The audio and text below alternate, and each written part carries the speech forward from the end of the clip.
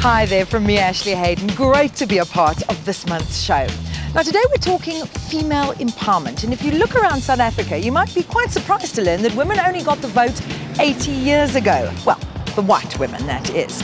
Ladies with darker skins had to wait a staggering 64 years more for that privilege, which sounds appalling, but we're not as bad as Kuwait, where women only got the vote 5 years ago.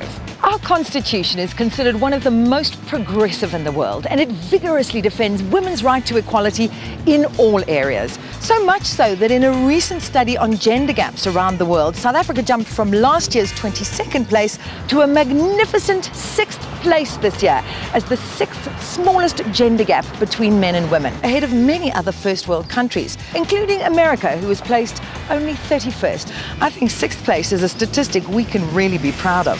However, women often look at statistics and quotas, and although that they see change is happening, they often feel that it's not happening fast enough.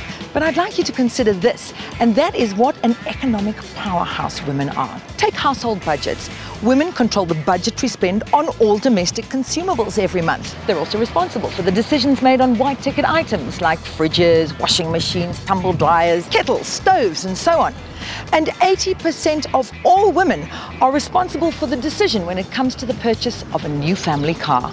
That's quite a bit of economic influence. Women have got their own money, and they're deciding what to do with it. After decades of marketing solely to housewives, manufacturers and marketers are waking up to the fact that 51% of the world's population is female.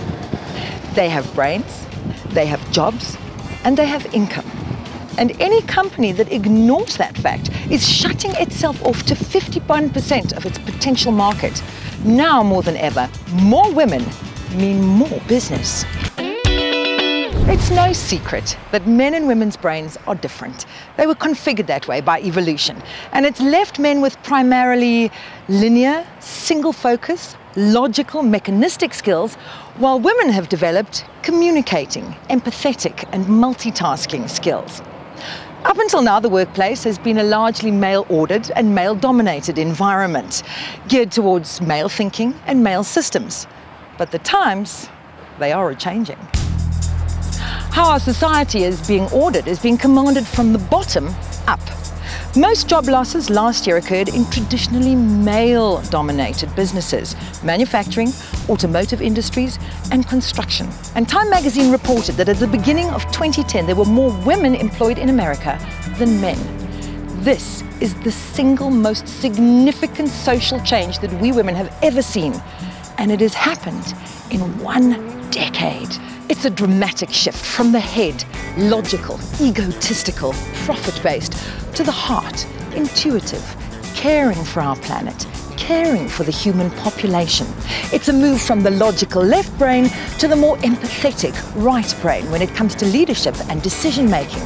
And archetypal female principles like caring for the home and caring for the family are coming to the fore. The only difference is the world is our home, and the global population, our children.